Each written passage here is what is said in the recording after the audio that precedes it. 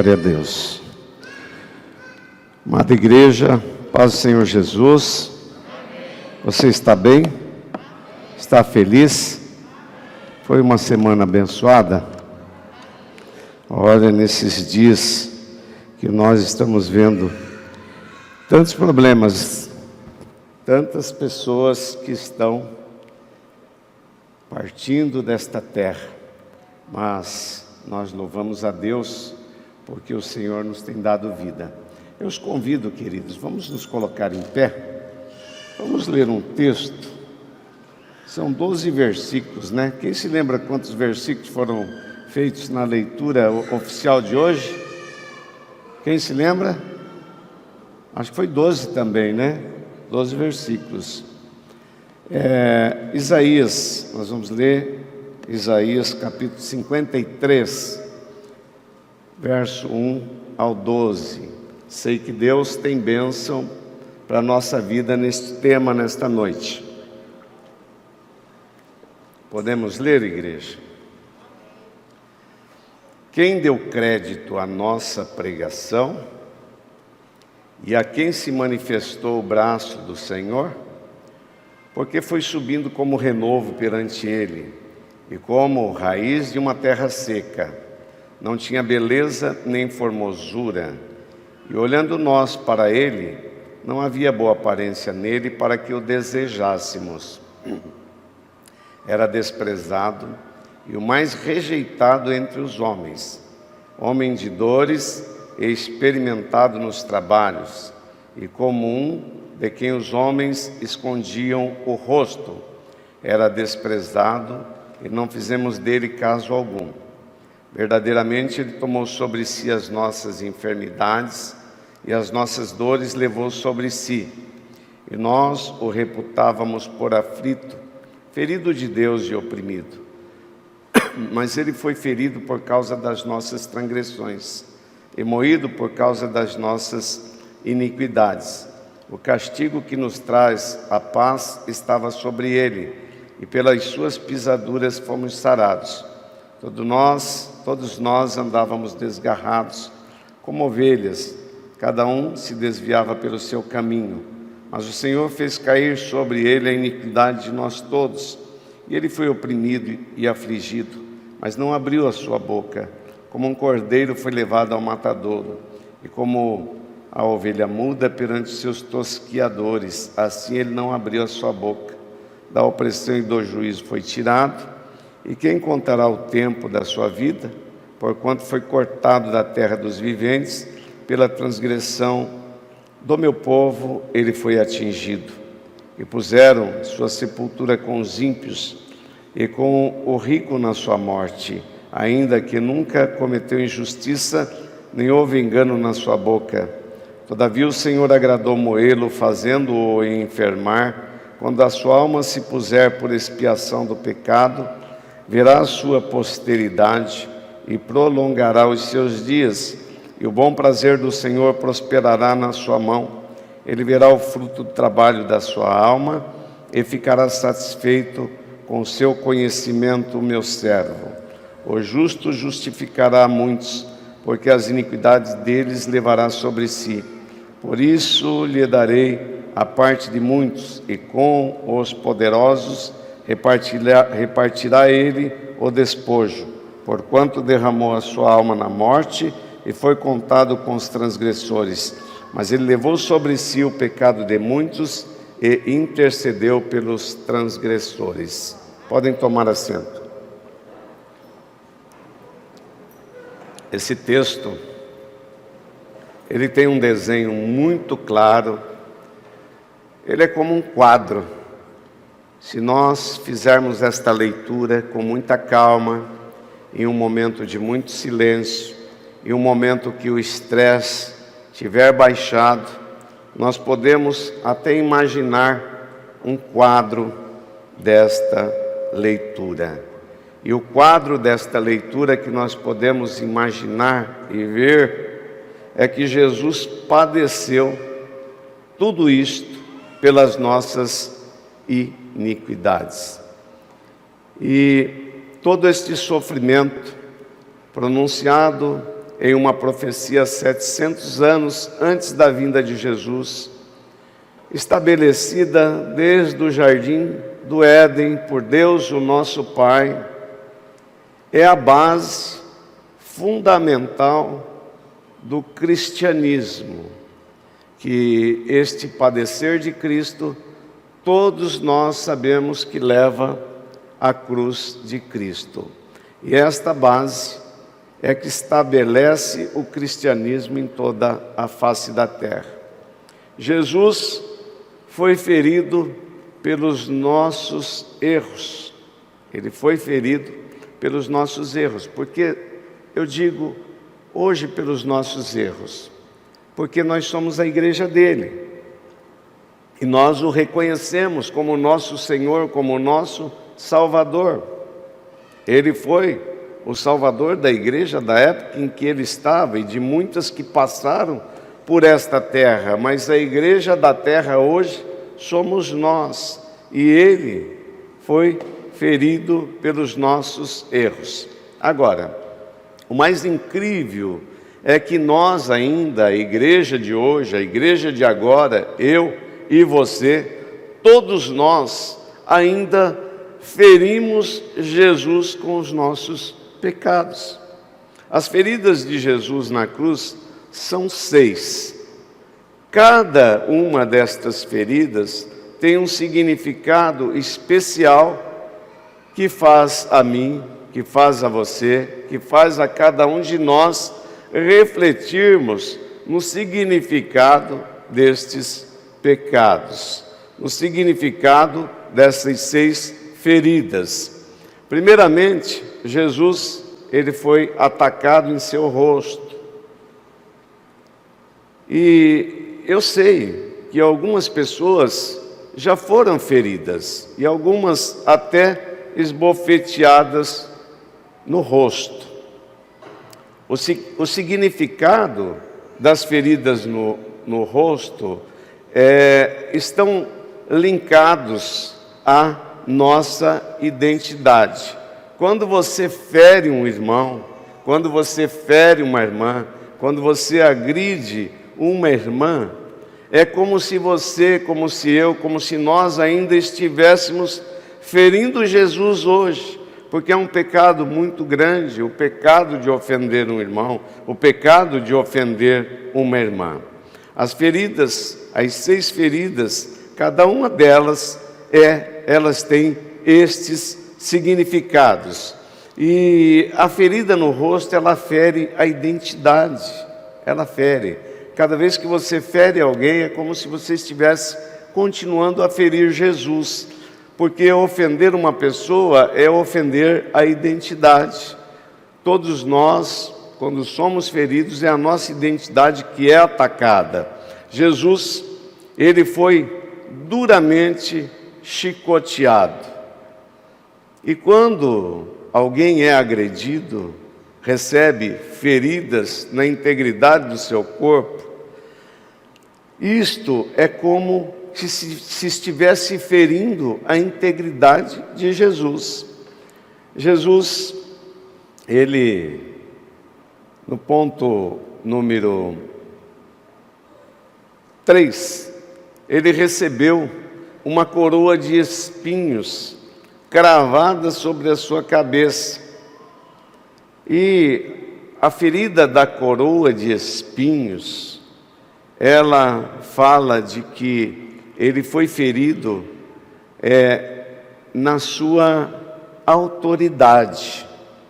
E todas as vezes que nós agredimos uma autoridade que está sobre você, uma autoridade espiritual, mesmo o patrão, que ele pode não ser muito bom, mas ele é uma autoridade que está sobre você, ou qualquer autoridade constituída por Deus sobre a sua vida, que esteja te dando uma palavra de direção, te dando uma palavra de orientação, e que você reconheça esta autoridade sobre a sua vida, e que por algum motivo, se você participa de uma roda de conversa, e nessa roda de conversa alguém está agredindo uma autoridade e você não se posiciona e você não diz, olha, eu não participo disso, eu sou contra isso, eu não me envolvo com isso, é como se você estivesse também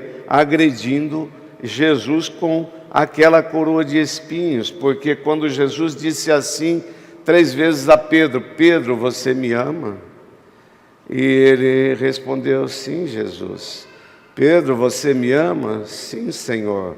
Pedro, você me ama? E Pedro se desmontou e ele respondeu quebrado, quebrantado, porque ele sabia que ele estava sendo confrontado pela fuga que ele garantiu que estaria com Jesus, e na 3ª vez veio a fuga contra os valores dele, e ele se desmontou e chorando ele disse, Senhor, tu sabes que eu te amo. E então Jesus disse assim para ele, Pedro, apacenta a minha igreja, ou seja, colocou Pedro como pastor da igreja da época. E quando nós temos uma autoridade espiritual estabelecida e que nós deixamos envolver em uma conversa, eu não tenho ninguém falando de mim, viu, irmãos? Isso é uma orientação. Então, este cravo é como se estivesse novamente colocando na cabeça de Jesus, ferindo a Jesus, porque quando a autoridade espiritual, assim como Pedro, foi estabelecido como pastor da igreja, e hoje nós recebemos um amável casal, e eu ministrei a bênção ministerial sobre a vida deles, e outros pastores que aqui estão, e obreiros que estão na nave da igreja, porque assim o preferem. Eles foram estabelecidos, este padrão de ordem, de estar, de alguma forma, a autoridade sobre a igreja, e quando é confrontado isso de forma violenta, é como se estivesse novamente estabelecendo os espinhos na cruz de Jesus. Ponto número 4, Jesus recebeu cravos em suas mãos. Tem até uns hinos muito lindos, né? Cadê o Mia? Mia nascer, nós temos que preparar aí pelo menos alguém para cantar uns hinos especiais na hora da ministração. Jesus recebeu cravos em suas mãos. E aí, irmãos, o ferir a mão, ele está ferindo a amizade, está ferindo a lealdade. Toda vez que se quebra uma aliança, um acordo estabelecido, é muito ruim. Esta semana, eu sempre conto bênção. Essa semana eu tive uma bênção, mas tive um aborrecimentozinho, que eu comprei um produto e não veio exatamente o produto que eu queria. Não veio o produto que eu gostaria que viesse. E eu fiz negócio com um homem, servo de Deus. E falei, já veio, está tudo bem, segue a sua vida que eu sigo a minha.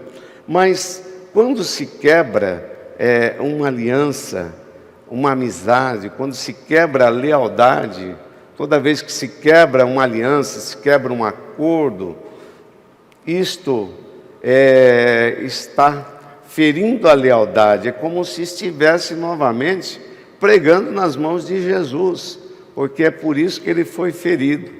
Jesus, ele recebeu cravos em seus pés.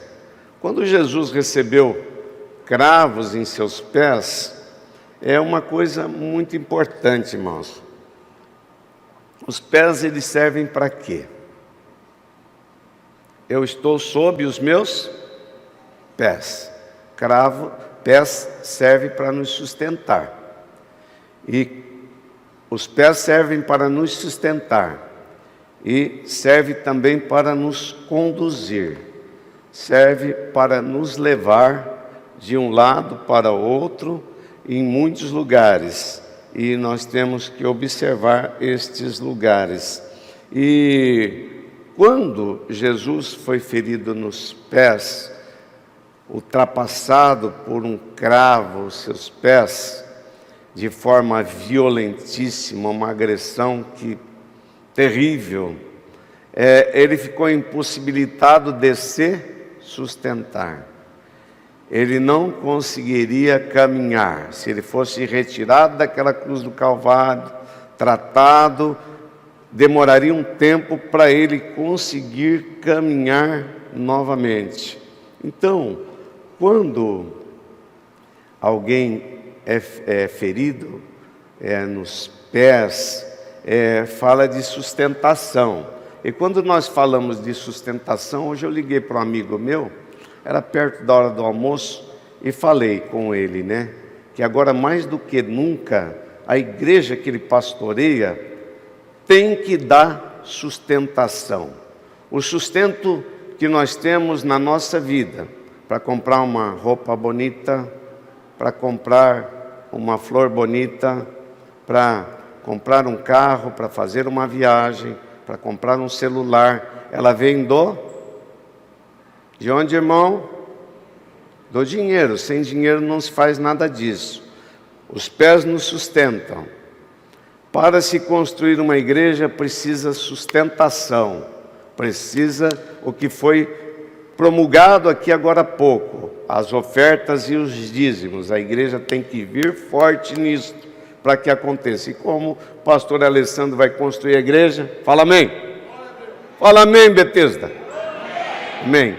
Precisa de sustentação, e a sustentação vem através do compromisso de sermos dizimistas. Então, quando alguém deixa de ofertar, quando alguém deixa de entregar o seu dízimo corretamente, ele está fazendo com que a obra demore mais. Ela não para não, porque quando você não assume o seu compromisso, outras pessoas chegam e vão contribuir e a obra será feita do mesmo jeito. Então o sustento, ele está linkado com o compromisso de sustentar também a casa de Deus. E quando Jesus foi ferido nos pés, e quando nós, porventura, deixamos de cumprir com a nossa obrigação, eu vejo todo mês o relatório, jamais confrontarei alguém, porque a responsabilidade é individual de cada um.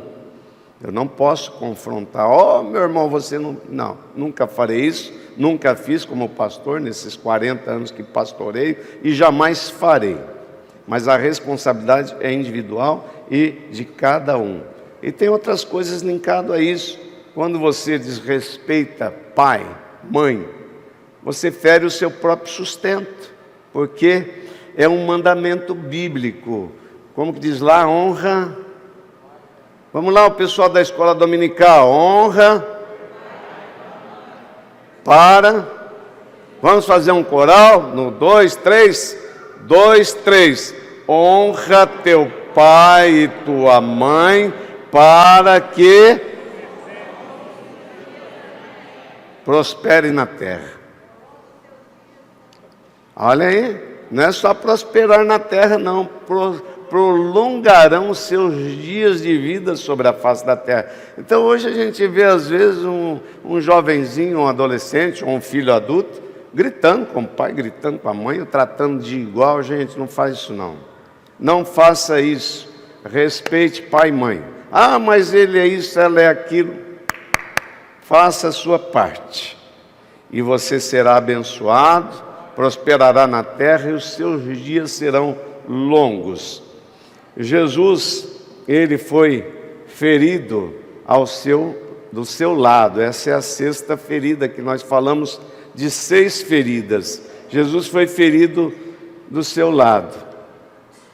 Essa ferida, irmãos, ela é muito comum acontecer entre casais, ela é muito comum acontecer entre ovelhas e pastor, ela é muito comum acontecer entre trabalhador e patrão, ela acontece numa multiplicidade de situações na sociedade.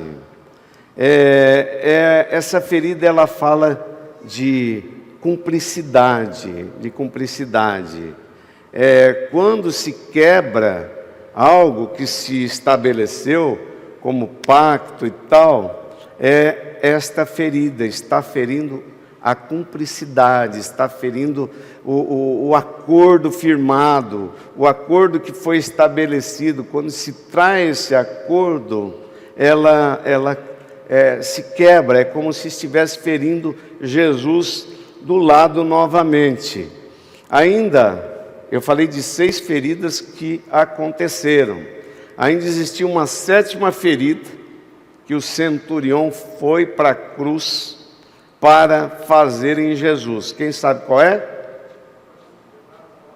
Quebrar os ossos. Naquela época era comum, quando alguém era crucificado por um crime capital, porque somente aqueles que cometiam crimes capitais perante a sociedade e autoridades estabelecidas na época e que eram julgados, que poderiam passar por essa morte de cruz. E o centurião foi para quebrar ali os ossos da perna de Jesus, e eles faziam isso com os condenados para que abreviasse a morte, para que a morte acontecesse mais rápida. Mas quando ele chegou ali, ele percebeu que quando ele foi quebrar os ossos de Jesus, ele percebeu que Jesus já estava morto. É interessante essa pregação, eu fiz aqui acho que uns 3, 4 anos atrás, é que o significado desta ação de quebrar os ossos no nosso nível espiritual que nós estamos falando hoje, fala da quebra ministerial, de pessoas que dividem a igreja.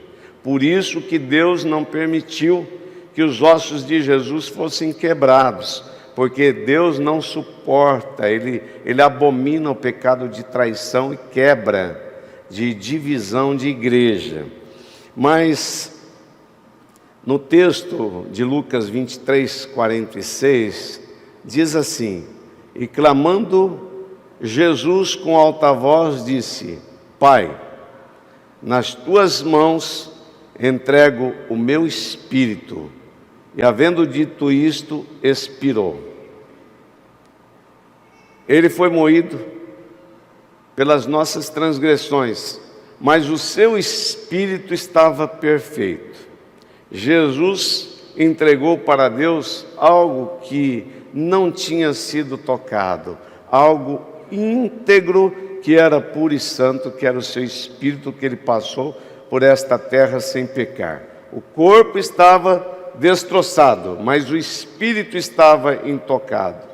O Espírito de Deus é intocável, e é esse Espírito de Deus que é intocável, que irá e continuará a mudar e a transformar a nossa vida, a nossa existência, o nosso corpo, os nossos dias a dias, até que Jesus venha arrebatar a sua igreja.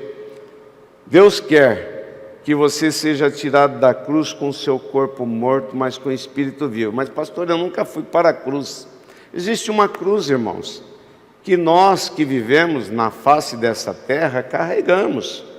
Todos os dias nós temos problemas sérios para resolver. Todos os dias nós temos multiplicidade de situações que nós temos que resolver. Umas coisas são com a mente, outras coisas são com reuniões, outras coisas são com dinheiro, mas são problemas múltiplos que nós temos e que a gente classifica até muita gente como cruz, né? Tem até a história do pastor que foi visitar o irmão, foi visitar outro e chegou lá e falou assim: então, como é que está aí? E a sua cruz, como está? Ficou em casa cuidando das crianças, né? Brincadeira, viu, irmãs? Não fiquem nervosas. Mas esse ponto aqui, irmãos, Jesus, tirado da cruz, Ele quer que nós mudemos a nossa existência. Mateus 27, do 39 ao 42, o 39 diz assim: e os que iam passando, blasfemavam dele, meneando a cabeça. O 40 diz assim, e dizendo: tu que destróis o santuário e em 3 dias o reedificas, salva a ti mesmo, se és o Filho de Deus, desce da cruz. O 41, de igual modo também os principais sacerdotes com os escribas e anciões, escarnecendo, diziam. 42, a outros salvou e a si mesmo não pode salvar. Rei de Israel é ele, desça agora da cruz e creremos nele. Havia 3 tipos de pessoas no Gólgota. Por esse texto nós podemos deduzir, observando a agonia de Jesus. Havia homens que não conheciam a palavra, como o centurião, mas que no fim do sacrifício recebeu um milagre extraordinário sobre a sua vida. Ele tinha essa função, agora uma função quase de um carcereiro, quase de um executor, de quebrar ossos no final para as pessoas morrerem, porque segundo Flávio Josefo, os historiadores da época, ele era cego. E no momento que ele foi verificar se Jesus estava morto para quebrar os ossos de alguma forma, quando ele viu e Jesus há poucos minutos havia dito: Pai, eu entrego a Ti o meu espírito, e tudo ficou muito escuro e formou-se uma tempestade, algo tremendo, vento e chuva e coisas assim. E aquele carcereiro, de alguma forma, ele pôs a mão na cruz, ou caiu uma gota de sangue de Jesus, e ele foi curado daquela cegueira, segundo os historiadores. Então ele recebeu um milagre tremendo. Então havia homens que não conheciam a palavra, e este era um deles. E para mim também foi assim, eu não conhecia a Jesus, mas o dia que eu ouvi a palavra, a pregação, eu estava embriagado em uma igreja com 23 anos de idade, e eu reconheci Jesus e aceitei Jesus como meu Salvador. Eu não conhecia a palavra, mas eu passei a conhecer a palavra. Havia homens que conheciam e viviam a palavra, e havia homens que conheciam a palavra, mas não viviam, ou melhor, queriam matá-la, que foi exatamente o processo dos 3 julgamentos de Jesus para levá-lo à cruz do Calvário, porque eles conheciam, haviam ouvido dos milagres de Jesus e conhecido pessoas que haviam recebido milagres de Jesus, mas eles queriam matar a palavra. A palavra estava na cruz, e esta palavra traz vida. Enquanto a letra estava na mente dos sacerdotes, fariseus e escribas. E o livro de Coríntios diz que a letra mata, mas o espírito que vivifica. Então, assim estava esse povo, esses sacerdotes, esses julgadores, esses fariseus, que conheciam, mas queriam matar a palavra. A palavra e cruz são compatíveis, mas a letra e a cruz não é compatível, porque quando se quer entender o milagre da cruz através de leituras não espiritual na Bíblia, mas de livros filosóficos, jamais se entenderá. A palavra é vida, mas a letra mata. O homem que não toma a cruz não pode seguir a Cristo, e por isso não pode ser chamado cristão. Cristão é aquele que segue a Cristo, e não pode se seguir a Cristo sem a cruz. Por isso que eu amo esta cruz vazia. A cruz vazia é o maior significado do milagre da ressurreição de Cristo. Ele não está mais na cruz. A igreja no mundo hoje divide-se em 2. A igreja que está na cruz e a que desceu da cruz. Ou seja, a igreja ferida e a igreja que fere. Mas tem igreja que fere, tem igreja que fere. Não é o caso nesta noite, nós não vamos entrar nisso, mas tem igreja que fere, como tem irmãos que ferem. E nós temos que abolir essas práticas da nossa vida. A tentação de descer da cruz é contínua. A todo tempo de sua existência, a humanidade luta para não sofrer. Destrói para não ser destruído. Procura os caminhos mais fáceis. E dentro da igreja, e em muitos casos, não é diferente. Muitos querem se proteger, salvar a família, seu ministério, trabalho, empresa, conta bancária, bens, preservar sua reputação, exigir direitos e ainda dizem: quero tudo que Deus tem para mim, mas não farei aquilo que Deus quer de mim. Tem gente que só vai na igreja para ser abençoado com prosperidade, para ser abençoado com carro novo, com casa nova. Isso é muito bom, nós queremos também. E nós ministramos essa bênção aqui sobre a vida de muitos. Sempre que solicitam, eu faço essa oração. Mas querem tudo de Deus, a igreja que desceu da cruz, mas não quer fazer nada aquilo que Deus quer que se faça para segui-lo. Muitos querem salvar a sua vida, pois já desceram da cruz. Um sinal claro de que alguém está na cruz é que nós reconhecemos que nós não podemos salvar a nós mesmos e que nós só estamos salvos através da vida doada na cruz do Calvário. Somente por isso. Romanos 36 diz que por amor de ti somos entregues à morte todos os dias. Quantas vezes você já foi ofendido por ser cristão? Quantas vezes você já foi atacado por servir a Jesus? Hoje está um pouco mais moderno, né? Hoje está até chique ser cristão. Mas quando eu me converti, faz tempo, hein? Muito tempo, não vou nem falar quanto tempo. Era diferente, era muito diferente. 1 Coríntios 23 diz assim, mas nós pregamos a Cristo crucificado, escândalo para os judeus e loucura para a igreja. Descer da cruz significa que você é o mais importante, que você não pagará preço algum por nada nem por ninguém que não seja você mesmo, ou seja, você é exclusivista. Desceu da cruz, se acha autossuficiente.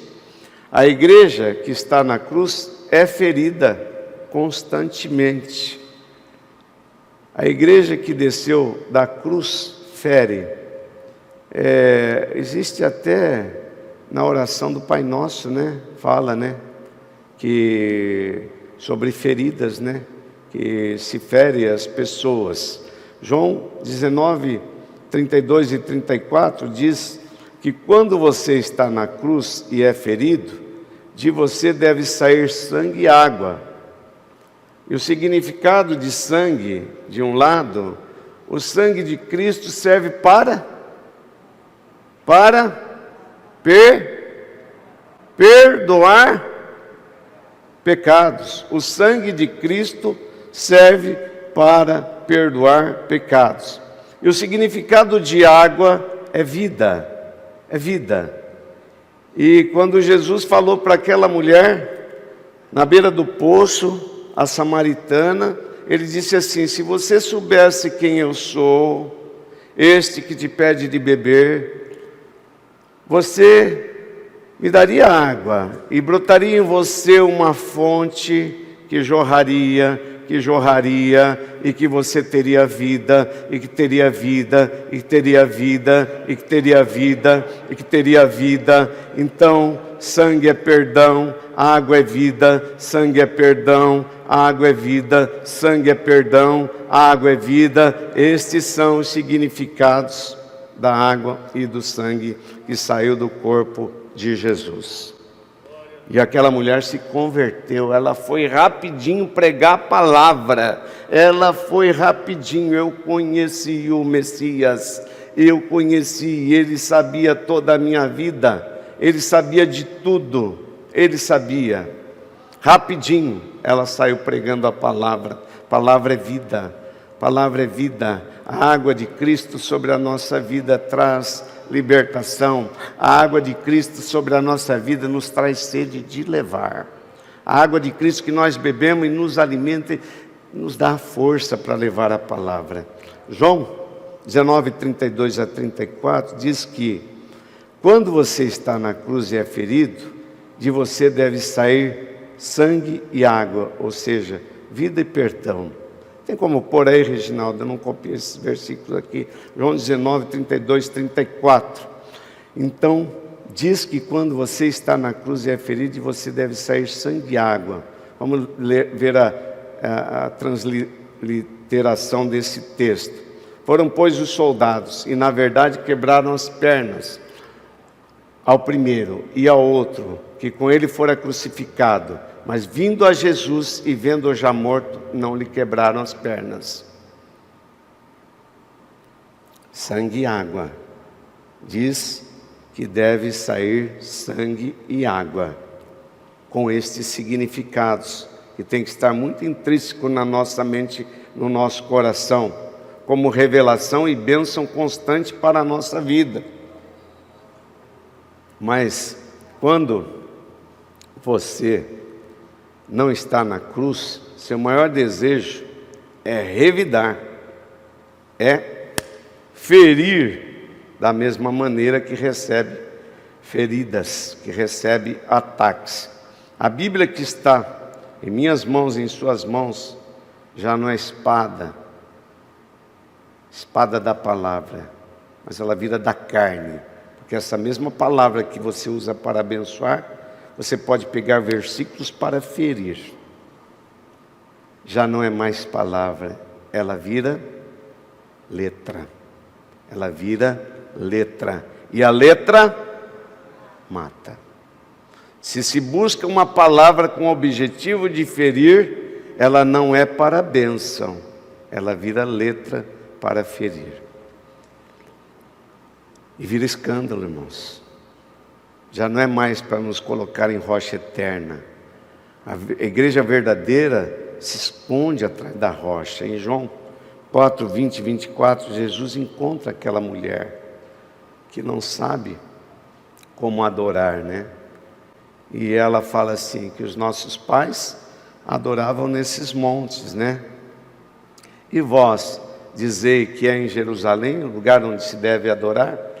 E Jesus diz assim, mulher, crê-me, que a hora vem em que neste monte, nem em Jerusalém, adorareis o Pai. Vós adorais o que não sabeis, nós adoramos o que sabemos, porque a salvação vem dos judeus. Mas a hora vem, e agora em que nós, igreja, aqui hoje, estabelecida, adorando a Cristo, verdadeiros adoradores, adorarão o Pai, em espírito e em verdade, porque o Pai procura tais que o adorem em espírito e em verdade. Você pode dar um glória a Deus? Você pode dizer que adora Jesus, que ama Jesus, que sabe que Ele é o teu Salvador, que sabe que Ele está com você, que sabe que Ele conduz a sua vida. Ele procura homens, mulheres que o adorem em espírito e em verdade. E para adorar em espírito e em verdade, é necessário o cristão estar na cruz, constantemente. Eu citei já sobre Pedro. Arrependimento, irmãos, é a cura da chaga do nosso coração. A igreja que desceu da cruz tem ferido Jesus pela segunda vez. Isso é muito grave aos olhos de Deus. Com certeza será impedida de entrar na terra prometida, na Canaã celestial, onde receberemos a cura definitiva, onde Deus limpará dos nossos olhos toda. Na Canaã celestial, Deus limpará dos seus olhos toda. Se você pensou essa semana, esses dias, não está compensando mais esse negócio de servir a Deus, acho que eu vou parar com isso. Mas, irmãos, tanta gente morrendo, morreu mais de 500 mil, falando como as TVs dos vermelhinhos, quase 600 mil, mas é 500 e poucos. Quantos desses estão ali aguardando a hora? Mas nós temos que estar aqui adorando, na cruz, servindo, compartilhando. Hoje eu passei aqui, eu vi que morreu uma planta de um vaso, e eu já tinha visto, e hoje eu saí com um jardineiro aí, E ele falou assim: eu passei lá na frente da sua igreja, eu vi que morreu. Falou o nome da planta lá, no seu nome. Morreu dentro do vaso. Tão pouca água que precisa, né? Temos que molhar 2 vezes por dia. Servir, irmãos, é simples. É simples. E agora nós vamos fazer um jardim grande aqui. Um jardim lindo. Já estou até comprando umas coisas. Como que nós vamos fazer? Se 4 plantinhas estão morrendo. Porque nós só temos a Fernanda aqui para fazer esse trabalho. A gente chega na igreja, quem retira hoje aqueles cones ali para estacionar o carro é a Thelma. Ela mede a febre, ela passa o álcool, ela arranca o cone, ela abre a porta, ela fecha. E onde estão os obreiros? E onde estão aqueles que querem servir a cruz? E onde estão aqueles que podem atender? Eu gostaria de ser diácono nessa igreja. Eu até falei com a Mira esses dias, eu acho que eu vou ser diácono. Estamos precisando de uma revisão de valores, obreiros. Estamos precisando de uma revisão de valores. A comodidade, ela é boa, mas o servir é muito agradável. É muito agradável, sabe por quê? Sabe por quê, irmãos? Apocalipse 21 diz que Deus passará de costa para você quando as lágrimas estiverem nos seus olhos, na Canaã celestial, é assim que está escrito. Diz que quando você chegar, cumprir essa missão aqui, e seus olhos, todas as lágrimas vertidas estiverem expostas, Deus virará as costas para você, assim que está escrito. Deus limpará dos seus olhos todas as lágrimas. Podemos fazer um coral, irmãos? 2, 3.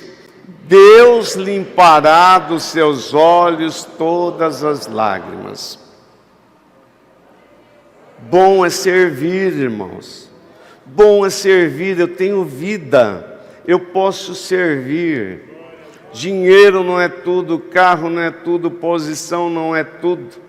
Quando eu vejo Dr. Jorge Risch, a posição social que ele ocupa nesta cidade, executando trabalho de servir a ceia, e faz isso com tanto esmero, com tanto carinho.